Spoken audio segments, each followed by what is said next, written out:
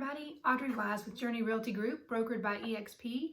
We are in the Western North Carolina mountains, and today I want to talk to you about why there are no homes for sale in America. Here in Asheville, we definitely have a housing shortage, but unfortunately, that is a problem all across the nation. So I'm just going to go over a few of the things that are affecting that and let you know kind of how we got here. One thing that's contributing to this housing shortage is the fact that back in 2007, 2008, right around the time of the housing crash, builders stopped building. Some went out of business and others slowed production. A lot of their labor force went home, and because a lot of them were migrants and immigrants, and they all went home and they haven't come back. And that labor shortage has actually continued to hamstring the construction industry right up until present day. So we've actually had under construction and under building going on for the last 10 years.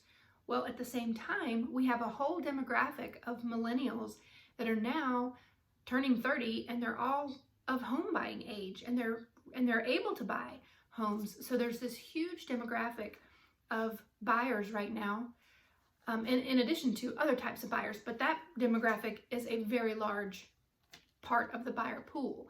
So we've had over a decade of under construction and under building, and now we have this huge demographic of millennial buyers who are ready to buy homes. That's one thing that contributes to the housing shortage. And another thing is the pandemic itself. We have people that have been scared to list their homes for fear of the virus. And we have another whole buyer pool of people who are moving out of cities into the country. They want a house with office space and school space and recreation space. They basically want to move into a home in an area where they feel safer. They want to be able to keep everything under one roof and do everything from home. So that has increased buyer demand in addition to that millennial pool of buyers. Another thing that's increased buyer demand is these low interest rates, which are fantastic, and people are really taking advantage of that. There are a couple of other more subtle factors that are contributing to this housing shortage, one of which is the cost of materials. Lumber prices in particular have skyrocketed, and that is because a lot of the lumber companies were actually anticipating a huge drop in buyer demand. So they either shut down temporarily or they had curtailed their production by about 50%. So they expected a drop in housing demand, but in fact, demand is now higher than ever by both consumers and contractors. So they kind of shot themselves in the foot. That was just a fatal mistake on their part. And it's affected all of us as consumers who are trying to build homes, and we're having to pay the price now for the extra cost in materials. And other materials which are being shipped from overseas, of course, we had delays and all kinds of stuff.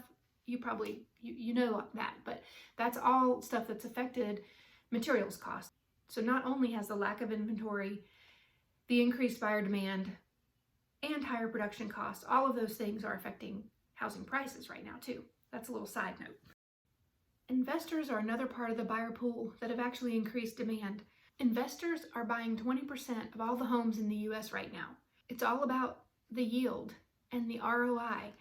Yields from things like US Treasuries have tanked, and commercial real estate, the ROI on that has gone down due to the pandemic, of course, because so many things have had to shut down.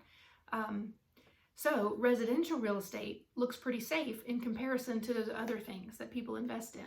Today's investors are going for quick appreciation, high yield, and safety compared to other investments. Those are just a few of the things that are affecting and creating and contributing to our inventory shortage when it comes to the housing market. Thanks so much for watching. I will catch you next time on Audrey's Insights. Have a great day.